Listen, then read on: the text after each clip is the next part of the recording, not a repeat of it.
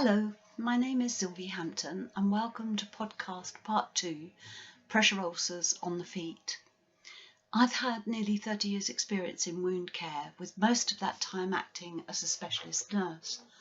And I'm now an independent tissue viability nurse consultant working throughout the UK. For simplicity, I've decided to put this podcast into 3 sections. 1, the heel and ankle in health. 2, the heel and ankle in arterial disease, and 3, the foot in somebody who is diabetic. After the sacrum, the most common site for pressure ulcers is the heel, so I'll begin with problems in this area. In the last podcast, we reviewed non-blanching or non-whitening under finger pressure, redness over a bony prominence. This is a vital assessment as it acts as a warning that a pressure injury could be occurring. So if you have some redness that's appearing there, you must take it as a warning and do something about it. The healthy foot. If a patient is unconscious or cannot move, even if their arteries are healthy, and even if they're on the highest grade mattress, they will develop a pressure ulcer. This is because the small bony prominence of the heel is covered by a very small amount of tissue with very little fat or very little blood supply to support it. When in bed, and particularly when sitting in a chair with the heel on the floor, this small and thin surface is exposed to very high pressures, and it's the same with the ankle when side-lying in bed.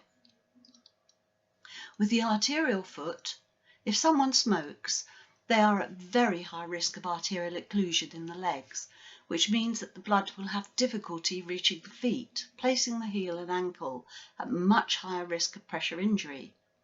Even someone who's reasonably fit and does not smoke may still have arterial disease, which places them at risk. If the blood is not reaching the foot successfully, then the capillaries become engorged and turn the foot a dark red. This is called a ruber.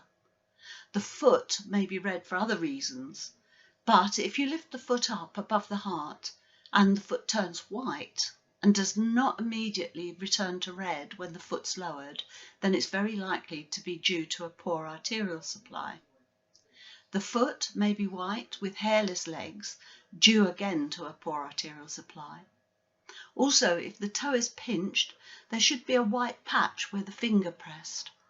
When released, this area should reflush to normal within 2 to 3 seconds.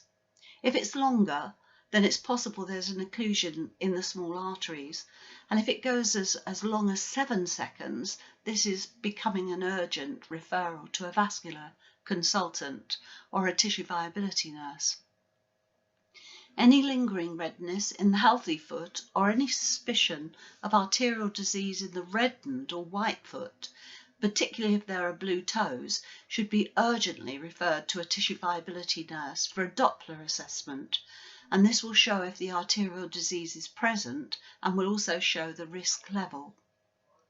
In the diabetic foot, a patient can most often suffer from neuropathy, which really means they lose sensation in the foot and cannot feel if they step on a nail or if their shoe is causing injury by rubbing, or if a pressure ulcer is developing from the bed or from the floor. In this case, wounds can go completely unnoticed by the neuropathic patient for days or even weeks at a time, and this is a very high risk for amputation.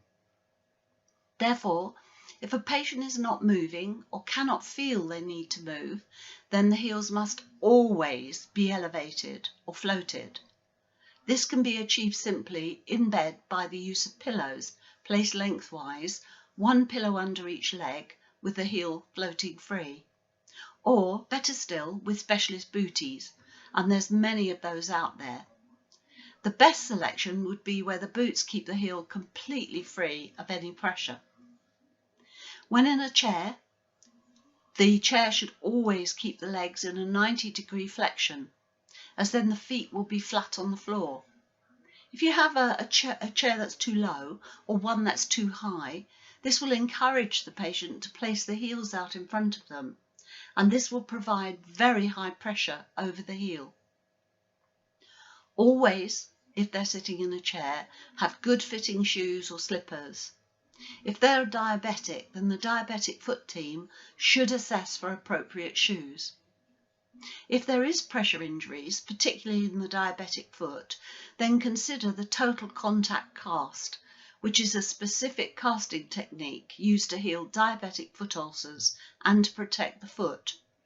The podiatry team or the diabetic foot team will always know how to apply such a cast.